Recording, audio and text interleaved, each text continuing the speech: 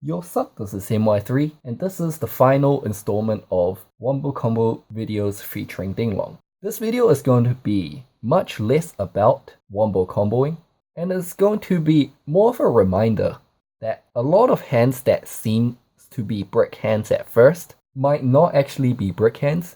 So it's a reminder video to everyone who wants to play this deck to just critically think about what the capabilities of your hand is before dismissing it as a brick hand, which might end you up with setting a Yang Zing passing and then getting OTK'd on the following turn. For our more veteran players, these should be fairly obvious, but for people who are just getting into the deck, I'm going to be showing a few examples of what people have considered brick hands, but actually aren't. So for the first one, it's starting off pretty simple. Most people won't consider this a brick hand, but again, you just have to see the plays. So, summon Pulau, activate Stealin pops Pulau, this sets combination, and Pulau floats into a Jiaotu. Here we've opened two of the same scale, and some people might be afraid to lock their own scales out. But for the sake of extending our plays, we're going to activate the other scale 8 and use it to pop the Jiaotu. This sets the fusion, and Jiaotu is going to float into a Zephyrin. We're going to soul charge back the Pulau and the Jiaotu. Take 2000, synchro summon into Baxia. To unlock our scales, we're going to spin one of the Stealin back with Baxia's effect. Baxia's other effect pops the combination, bringing back the Jiaotu. Combination grabs us the opposite scale, which we're going to activate and pendulum summon our Zephyrin. Zephyrin is going to grab us 9 pillars. Here we have two options. We can just end with this field. With Pulau's effect, we can quick synchro into a Baxia on our opponent's turn, which is pretty strong, and we still have that 9 pillars to back us up. We got spin 2 and 1 negate. The alternative would be to synchro summon into a second Baxia on our own turn. Baxia is going to destroy the fusion. Summoning back Jiaotu, overlay our 2 Baxias for Titanic Galaxy, shuffle back the fusion, draw 1 card, and end on this instead. Since we shuffle back the fusion, our scales effect is going to most likely be live on the next turn, assuming we don't draw it. We have 2 negates, Harbinger and Pillars. After we negate with Pillars and pop the Pulau, in this example, we can float into a BN, which gives us access to Denglong on our opponent's turn, which can search us the path for our following turn, as well as that 1 random card in hand.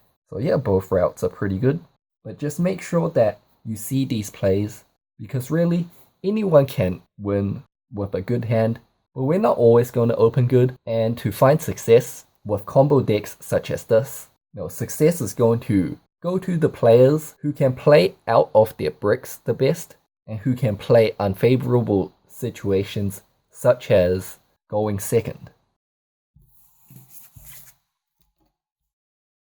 Again, if you're looking into buying singles, consider buying from ygosingles.com. By using the discount code NY333YGO at this website, you can get a 5% discount on your purchase. This next combo, but it's more of a reminder, a fundamental concept that you should understand, is that you always want to be making a Denglong. If you see a hand that looks pretty terrible, for example, a hand like Bian, Silvered, Eccentric, and some more irrelevant cards, maybe this is a sided game, and you have, some Twin Twisters, or just some random garbage like this, that is not going to help you combo, and you think you bricked. But yeah, just with a hand of these 3, you can make a Denglong and play out of your brick. Yeah, in case you don't see it, activate our Metalfoes scale, pop BN, sets combination, Bian's effect, summons out a Jiaotu, activate eccentric effect pops out on combination, combination grabs us. The opposite scale, activate it, pendulum summon out eccentric, make a Denglong, Denglong searches, pillars, Denglong's other effect sets up a Chi-Win in the graveyard. At this point, you have the game quite under control to always look for that opportunity to summon Denglong at whatever the cost. Just gonna give another example. So say for example you opened 2 scale 1s, 1 random Yangzing and a Tatacon Borg. With this hand, you still can make Denglong, and I'd say it is definitely still worth it, despite you having to lock out your own scales. So activate Silvered, normal Big C, Silvered pops Big C, sets the combination. Big C is gonna float into Pulau. Special the Tatacon Borg because we have a win now. Activate the other Silvered, we locked our scales, but making Denglong really is the only way out of that brick. So our second Silvered is going to pop the Pulau, setting the Metalfoes fusion. Pulau floats into Jiaotu, Synchro Summon for Denglong. Denglong grabs us pillars, Denglong sets up Chi-Win in the graveyard. So at this point, although our scales are locked, you're definitely in a much better scenario than just setting a Big C and ending, for example. That's gonna get you killed unless your opponent bricked horribly. You could gamble on the fact that your opponent did brick horribly, but decks nowadays are plenty powerful enough and consistent enough to OTK you through nothing but one set floater. Now, another point worth mentioning is that you can always extend your combo a bit further. So say you open a 3-card hand such as this, and 2 irrelevant cards. Sure, you could just special the Terratop, search the dice, normal the dice, make Terratop level 4, make Denglong, search pillars, set pillars, Denglong dumps, Chi-Win, and pass. I mean, that's not bad. You got pillars, Denglong, these 2 cards in hand, which you can use next turn, Chi-Win set up in the graveyard.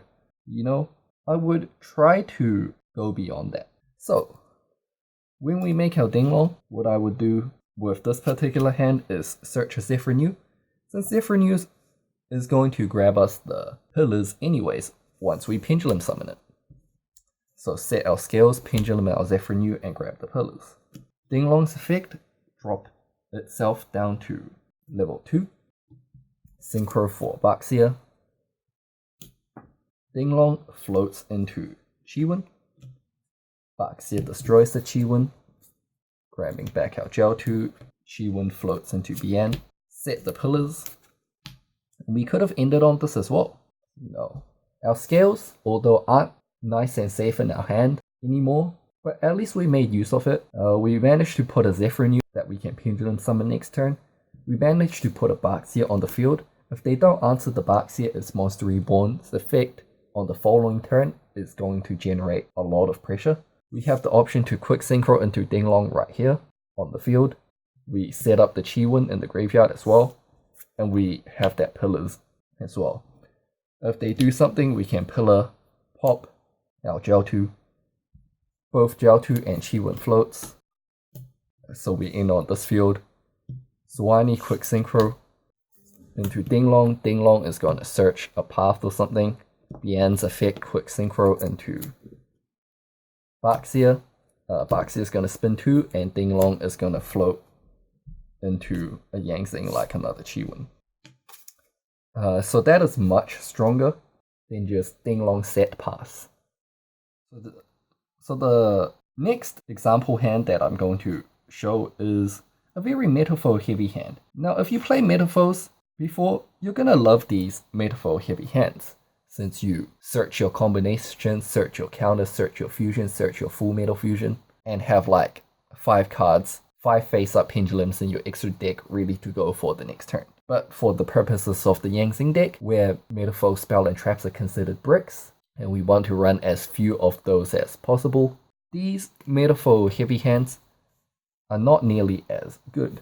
There's nothing stopping you guys from going a completely different direction. The deck I'm showing right now is a Yangzing deck featuring Metalfoes. You can totally just play a Metalfoes deck featuring Yangzings as well, in which case these hands become a lot better. It's a whole nother build. I'm not gonna discuss which one is better, which one is worse. If you really want to find out, you can play with it. But yeah, for this hand, this is how I'm going to play it. Activate Gold Driver and Stealing. This hand would be a brick if all of the scales were the same. Like if we had 4 scale 1s or 4 scale 8s, this hand would be pretty terrible. But we can make quite a lot of plays if we have at least 1 scale 1 and 1 scale 8. This is also a great bait for Vela since we got scale 1, scale 8. This is also a great bait for Maxi since we have a scale 1 and scale 8 here. Yeah, Stealing pops the Gold Driver. This sets combination. We're going to activate Silvered, Pendulum both Volflame and Gold Driver. Normal summon our Red Eye Dice. Make Denglong. Denglong is going to search 9 pillars. Denglong drops Chi1 to the graveyard, becomes level 1. We can synchro that off with Volflame into a Cyphering Board Omega. Denglong can float into a Jiaotu. So it's pretty good. We got pillars and a floater with a Chi1 in the graveyard. We have an Omega as well to banish a card out from the hand. We have 2 beat sticks in the extra deck ready to go with our intact scales. If they pop only one of our scales, next turn we can pop the combination with our remaining scale, or if they pop both of our scales, we still have a chance to top deck a Metalfoes scale and pop the combination to complete our scales, which would also set the fusion with all the Metalfoes that's going to be in our extra deck. We can make an Alcahest or whichever fusion you're running. Shuffle back the fusion, draw 1, hopefully draw into a tuner, or draw into a Yangzing that you can pop with your other scale for a tuner, and just go off from there. So, as expected, we're playing very similar to a pure Metalfoes deck if we open very Metalfoes heavy, which is not going to be trying to win the game on your first turn. It's going to try and survive the first turn and win the game on your second turn, since your opponent is going to waste resources trying to get rid of this field. Whether they succeed or not, because we're playing around with pendulums, we have just as much resource on our second turn as we did on our first turn.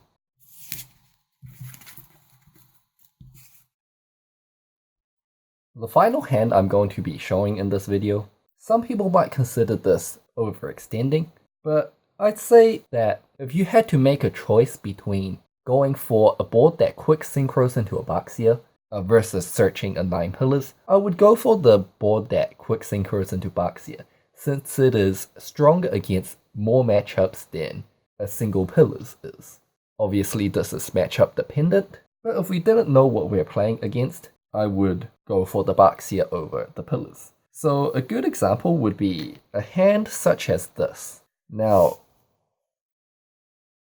you have 2 plays.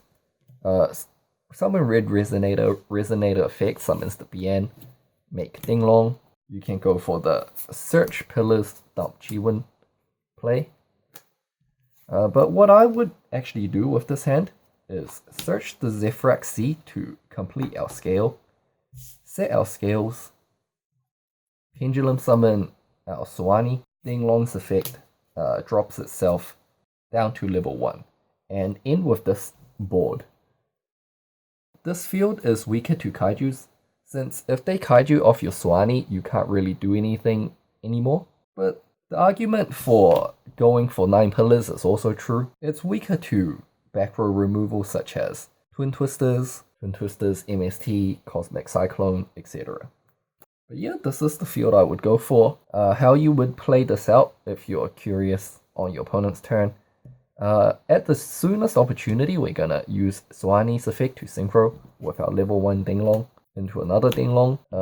Denglong float, Denglong search.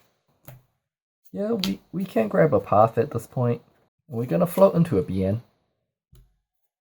So that we can quick synchro for Baxia, and then this Denglong's gonna float as well. And then we have a Baxia and a floater, which is a huge amount of pressure. Instead of searching Yangzing path, we could also search a Zephyr new, because next turn we can just pendulum summon the new and then search the path of the new. This all depends on the exact scenario. Yeah, I think doing this into Baxia is much stronger and much more harder to deal with than ending with just this and with like all of this stuff in your hand. It's matchup dependent, like I've already said, but the Baxia covers way more matchup than the 9 pillars. If you ever open these awkward hands where you have to pick one or the other. So yeah, that is all I wanted to talk about for wombo combos featuring Denglong. Just remember to make Denglong as much as possible on your own turn, make Denglong as much as possible on your opponent's turn, and you should be fine. The next video is going to be the deck profile for Metalfoes Yangzings. After that, I might do some supplementary combos for sided games. So these are combos that involve making a specific synchro or specific exceed tailored to beating a matchup. For example, if you're up against Light Swans or Water, you want to have that Herald of the Arclight up ASAP on your own turn to prevent them from discarding or milling for cost. Also, the Slump combo I will talk about sometime as well. That's another very strong side combo. And maybe we'll even explore the other 3 different types of viable Yangzing builds that Denglong has allowed be competitive. It should keep us occupied until Rate is released, which is when we're gonna get another Yangzing hybrid that's pretty good, which is the Zodiac Yangzings. And then in Maximum Crisis, we're gonna get the True Kings, which is another pretty good Yangzing hybrid, the True King Yangzings. I mean, Yangzings is just hybriding with everything, it seems. But yeah, thanks for watching.